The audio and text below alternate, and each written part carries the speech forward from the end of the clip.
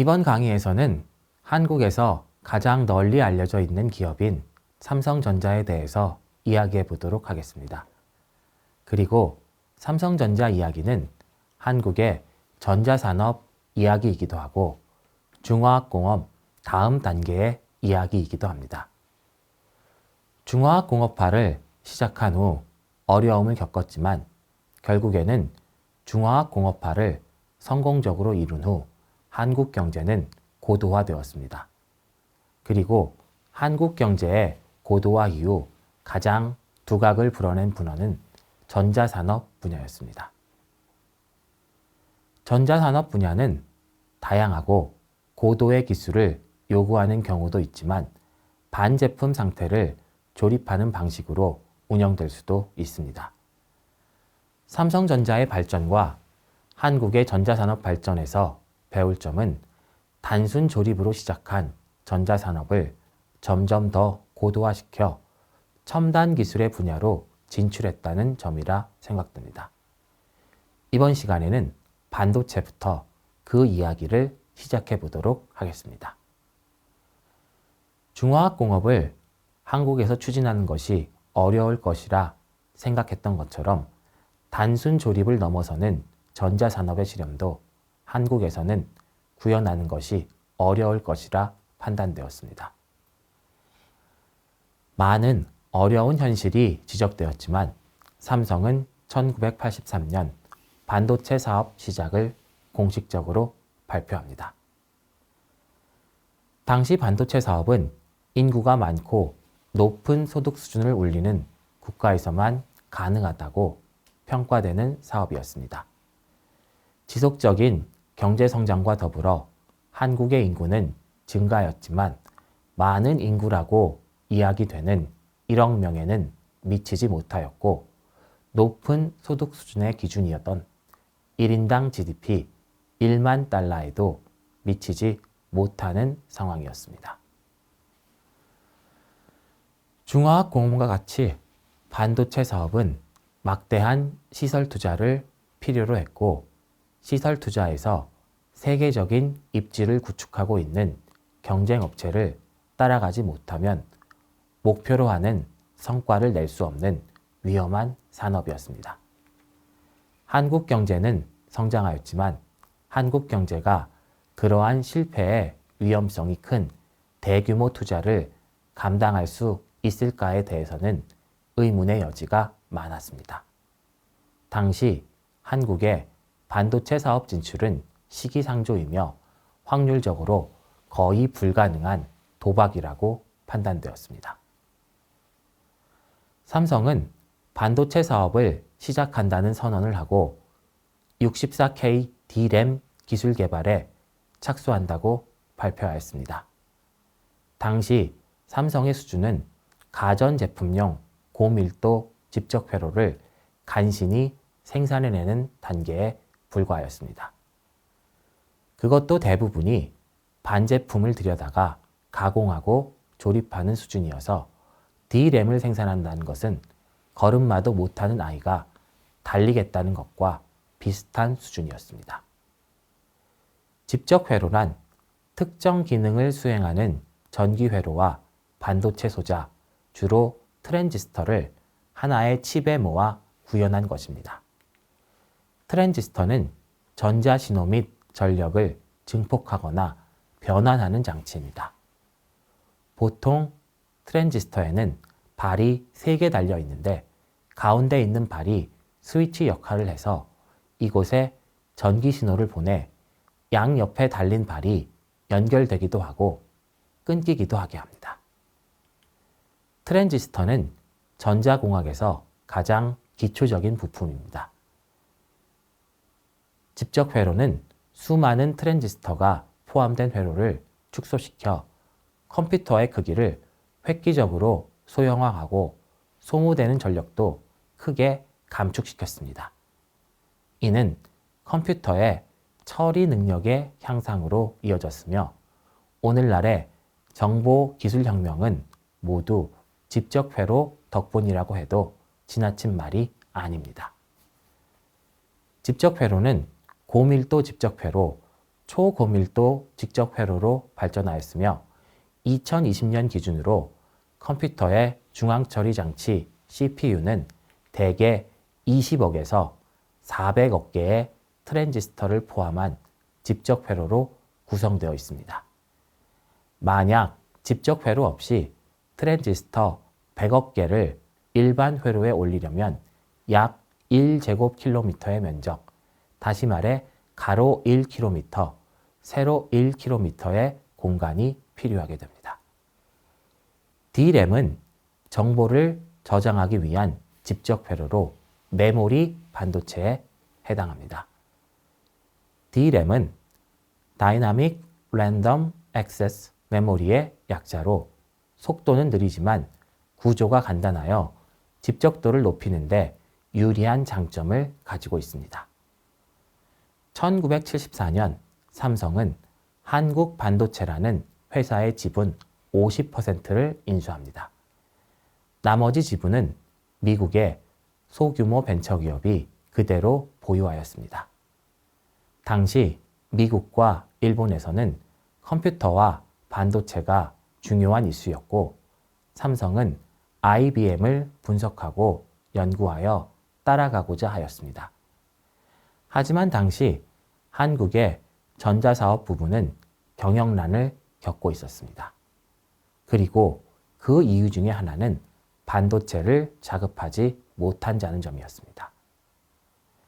반도체는 고도의 기술을 요구하는 산업 분야입니다. 미세한 작업을 요구하며 고도의 청정 상태를 유지해야 하는 공정입니다. 하지만 삼성이 인수한 한국반도체는 전반적인 기술이 매우 부족했고 삼성전자가 필요로 하는 대부분의 부품을 만들 수준이 되지 못했습니다. 결국 삼성전자는 전자기기의 핵심 부품을 일본에서 구입해야 했고 일본 업체들이 부품의 공급 부족을 이유로 부품을 주지 않거나 비싼 가격을 요구할 경우에는 큰 어려움을 겪게 되었습니다. 삼성전자는 한국 반도체를 인수하고 반도체 사업을 시작했지만 상황은 계속 악화되어 갔습니다. 삼성의 가장 큰 약점은 자체 설계 부분이 없다는 것이었습니다. 자체 설계 부분이 없다 보니 경쟁 회사가 개발해 놓은 제품을 따라갈 수밖에 없어 시장을 개척하기도 어려웠고 높은 가격을 받을 수도 없었습니다. 삼성의 직원들은 반도체 부분에서 일하는 것을 선호하지 않았습니다. 반도체 분야에서 세계적인 입지를 구축한 현재에는 전혀 이해하기 어려운 모습입니다. 당시 한국에는 반도체 관련 자료조차 없는 상황이었습니다. 그리고 초고밀도 직접 회로를 생산하기 위해서는 새로운 공장을 지어야 하는 상황이었습니다. 새로운 공장을 짓는데 필요한 비용은 당시 삼성전자가 트랜지스터와 같은 기초 부품을 생산해서 올리는 매출액의 2배가 넘는 금액이었습니다. 순이익이 아닌 매출액의 2배가 넘는 금액이 필요했습니다. 다른 문제는 반도체를 개발하고 생산할 인력이 한국에 없다는 것이었습니다. 삼성은 미국에서 반도체 관련 기술을 가지고 있는 엔지니어들을 적극적으로 모집하지만 한국인 엔지니어들은 본인들의 기술과 경력을 높이 쌓기 위해 최고의 기술과 인프라를 자랑하는 미국을 떠나는 것이 어려운 상황이었습니다. 삼성은 이를 미국 현지 법인의 설립으로 극복해냅니다. 미국 현지 법인은 미국의 기술 정보와 동향을 보다 적절하게 흡수할 수 있었기에 개발에 더 유리한 조건을 가지고 있었습니다.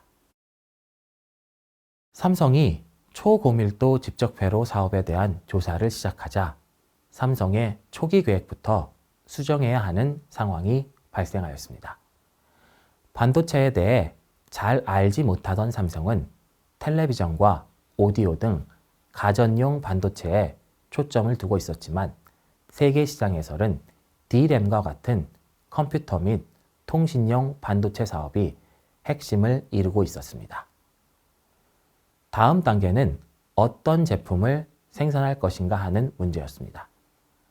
반도체에는 메모리 반도체와 비메모리 반도체가 있는데 그중 삼성전자가 선택할 수 있는 것은 메모리 반도체밖에 없었습니다. 메모리 반도체 분야는 시장 규모도 크고 수요도 많았습니다. 후발 업체이기에 선진 업체와의 기술 격차를 줄여야 했고 투자 비용을 조기에 회수하여 재투자하는 선순환 구조를 만들기 위해서는 수요가 많은 제품을 선택해야 했습니다.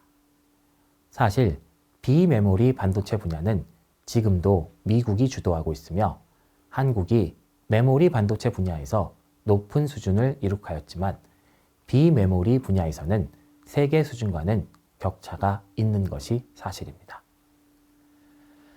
하지만 메모리 반도체를 생산하기로 결정하였어도 다양한 메모리 반도체 제품 중에 어느 것을 선택해야 할지 정하는 것은 쉽지 않았습니다. 수요가 가장 많은 것은 D램이었습니다. 또한 D램은 표준 제품이라 대량 생산이 가능하고 구조가 비교적 간단한 특징이 있었습니다. 그리고 반도체 가공 기술을 선도하는 특성이 있기 때문에 메모리 반도체를 생산하기로 결정되었다면 D램을 선택하는 것은 정답에 가까웠습니다. 하지만 D램은 생산업체도 많았습니다. 미국과 일본에 9개의 업체가 생산을 하고 있었고 더 높은 기술 수준을 요구하는 D램을 개발한 업체도 4군데나 되었습니다. 후발주자인 삼성이 기존 업체들을 따라갈 수 있을까 하는 의문도 있는 상황이었습니다. 또한 D램의 경우에는 경기 변동에 따라 부침이 심한 특징을 가지고 있었습니다. 경기 변동에 따라 큰 영향을 받는 것은 표준화되어 여러 가지 용도로 사용될 수 있는 제품들이 공통적으로 가지고 있는 특징입니다. 경기가 좋아 제품 생산량이 늘어나면 대량의 수요가 발생하지만 경기가 나빠져 제품 생산량이 줄어들면 수요가 급격하게 줄어들게 됩니다. 철강이나 석유화학 제품의 경우에도 범용성 제품들은 경제 성장이 동반될 경우에는 예상했던 것보다 훨씬 높은 수요의 상승이 있고 기업의 이익도 매우 크게 확대됩니다. 다만 경제가 어려움을 겪을 경우에는 정반대의 상황이 일어나게 됩니다. 더 높은 기술을 요구하는 특수광이나 정밀화학 제품들의 경우에는 범용성 제품과는 달리 경기의 영향을 적게 받습니다. 수요처도 명확하고 일정하기 때문에 경제가 위축될 경우에도 큰 어려움을 겪지 않습니다. 하지만 경기가 확장될 때에도 큰 폭의 성장세를 보이지 않게 됩니다.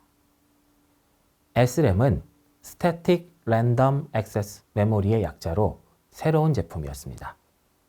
신제품이었기 때문에 시장 진입이 용이하였습니다. 삼성이 원할 경우 SRAM 기술을 전수받는 것도 가능하였습니다. SRAM은 D램보다 데이터 처리 속도가 빠르지만 집적도가 낮고 회로 구조가 복잡하여 대용량으로 만들기 어려운 특징을 가지고 있습니다. 현재는 그래픽 카드와 같은 소용량의 메모리에 주로 사용됩니다. 삼성이 선택한 분야는 D램이었습니다. 양산 전략을 확실하게 세우고 규모의 생산력으로 승부하는 것을 선택하였습니다.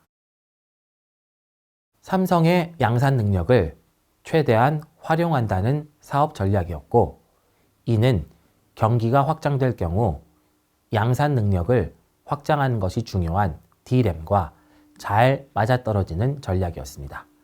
다만 경기 부침으로 인한 심한 어려움은 삼성이 감당해야 할 부분이었고 위험한 요인이었습니다. 이번 시간에는 한국의 전자산업에 관련하여 삼성전자의 반도체 사업을 중심으로 살펴보았습니다. 반제품 상태의 부품들을 가공하고 조립하는 수준이었던 한국의 전자산업이 고도의 기술화를 이루기 위해서는 반도체는 꼭 필요한 분야였습니다. 하지만 중화공업화를 시작했을 때와 같이 고도의 기술을 요구하는 전자사업을 시작하는 것이 가능한 것인가에 대해서 많은 회의적인 시선들이 있었습니다. 반도체에 대한 자료도 없이 그리고 관련 기술자도 없이 삼성은 반도체 사업을 시작합니다.